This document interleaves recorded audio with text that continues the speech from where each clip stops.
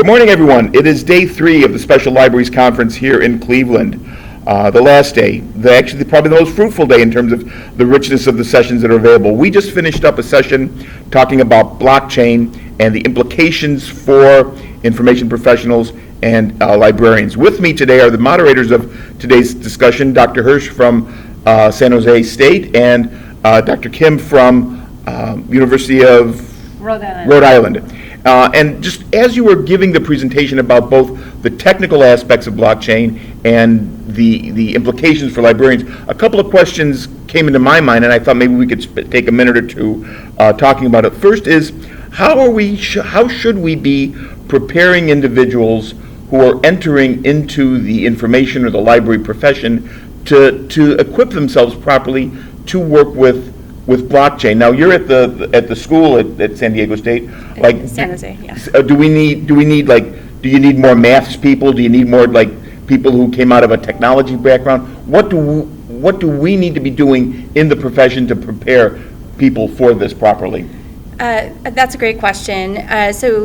One thing that's actually something we flagged as an important element of our blockchain project that we had funded through IMLS was the importance of training information professionals on new technologies as they emerge, and something as complex as blockchain takes some focus. And so as part of that, for anybody who's interested in that, a good first start would be to review the content of the free MOOC, the massive open online course that was taught by Jason Griffey through our IMLS grant that was offered in March and April of 2019. And while the MOOC has closed, that the content is still available, so you can still learn about MOOCs in that way. And I think that there are likely to be, and something that we're thinking about at San Jose State University is also, developing some courses that would be tied into MOOCs that students could take in an MLIS program as well. So I think that there are those kinds of opportunities for people to learn about blockchain and to develop some of those skills. So I think forthcoming there'll be more courses that are targeted to people in our profession. In the meantime, there are other kinds of courses that you could take on blockchain that are not specifically targeted to information professionals. Dr. Kim, what have you seen in terms of being able to equip not only information professionals, but just individuals in general to be able to operate in this new, possibly dangerous blockchain environment?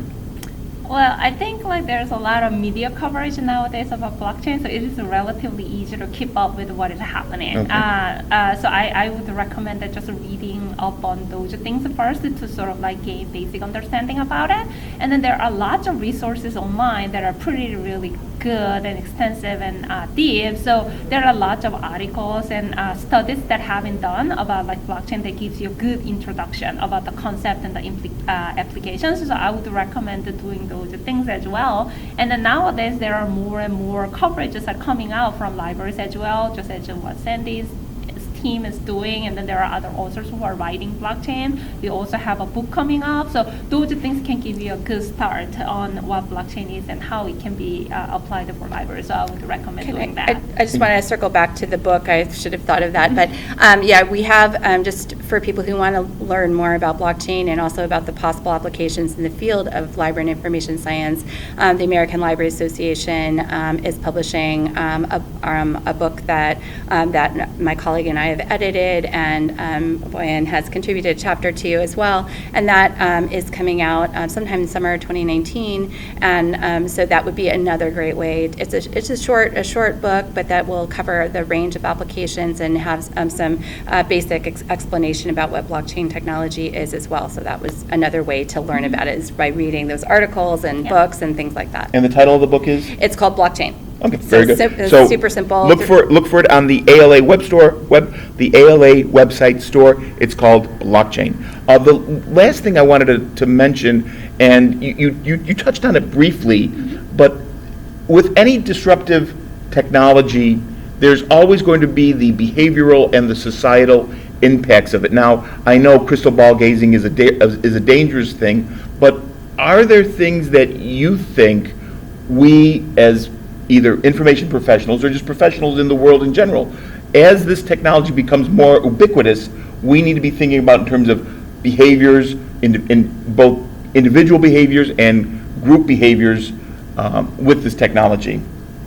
Well, I think it would be really good to think about how, whichever new technology is, so in this case of blockchain, how it can actually be utilized to improve the lives of people. So I think like thinking from that perspective, I think would be really helpful, not just like to make things more effective and efficient. I mean, like that's one way to go about it, but also like how it can help. So for example, the example of blockchain being used to help the refugees in Jordan, that's a good example. How perhaps the people who are in sort of like a disaster area could be helped by having an identity stored in a blockchain so that they don't have to go through re-obtaining all the credentials that they have that is so necessary for life, right? So those are kind of like focusing on those examples that this particular technology can help people in a new way, I think would be a good starting point to make sure that the new technology actually improves our lives rather than just like adding another layer of sophistication.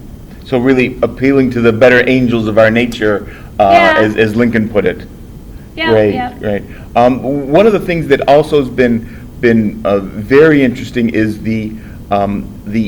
I won't say the ease, but from your presentation you showed the slide where you could enter a sentence and you would create the hash and you'd be I think using that also getting people a better understanding of how the basics work of some of these technologies will lead people to start thinking about it in more sociologically and societally responsible ways. Dr. Hirsch, do you have anything on that? The sort of the behavioral and the societal aspects? No, I actually thought that what Boyan said was exactly right. I think that, looking for those applications where we can really help and make a difference in some of the scenarios that people do talk about are like those disaster scenarios where, you may have lost everything and you've lost all your documentation, your identity, documents, et cetera. If you had it in the blockchain, that would be it would be a way that would be secure. You would be able to access it. It would be subject to the disaster, the loss that you have of those physical manifestations of those documents. So things like identity documents, credentials, things like that, those are some really great applications, as well as like the refugee uses that you said. Plus there's potential, as we've talked about, for voting, to protect voting authenticity and records, et cetera. So I think there's a lot of possible applications and that will help people. All right. Well, that's it from Blockchain 101 and Blockchain Essentials. Thanks very much for watching. Thank you.